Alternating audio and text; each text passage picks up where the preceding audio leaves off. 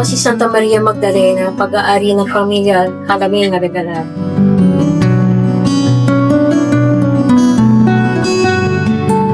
Sa aking pagkakaalam, itong tahanan namin ay 1857, so mga ganun taon na rin siya.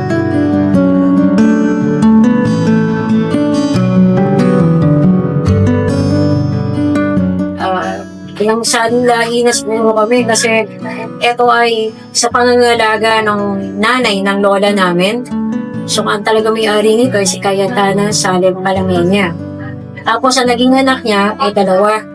Si Reverend Father Isaías Palamena at ang aming lola na si Justina Palamena Regalado. At kami na, nanay ko, tapos sa akin, sa aming magkakapatid, sa mga pinsan ko.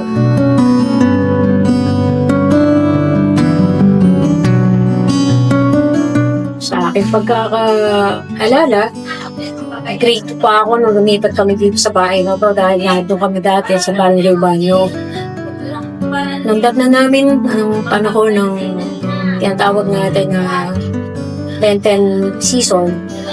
Nakita namin pag may procession, si Santa Magdalena na pag-aari ng Regalado Palamena ay nakadungaw lang sa bintana.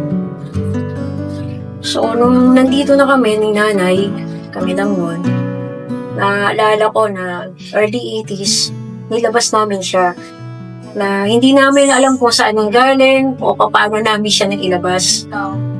So, yun na, dire-diretso na. Nagsimula siya na pasan-pasan lang siya noon.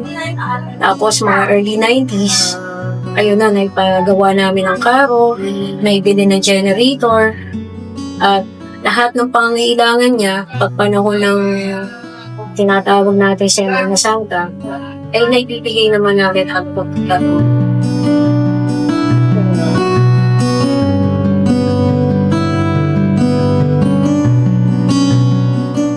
Anong klaseng struggles sa tingin mo? Yung hirap?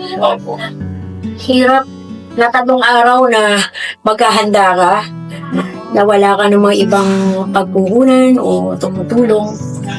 3 araw mong bibihisan, 3 araw na magpapakain, 3 araw na mag-aayos, bibili ng flowers, pakagastos. Pero hindi namin alam kung bakit natutupunan namin. So, isa sa aking pagkakaramdam ko, isa yung milagro. Sa totoo lang, nung ako na, nung mawala na si nanay, parang may nagsabi sa akin kaibigan ko, bakit parang pag ganitong Holy Week, parang bumubuka ng pera mo. Sabi ko, hindi ko rin alam eh. Parang gusto ko lagi siyang, hindi siya mahuhuli sa ibang santo. Lalo na sinasabi ng antigo siya. So, dapat lang na ituloy ko kung ano yung nakagisna ng pamilya namin. Kaya.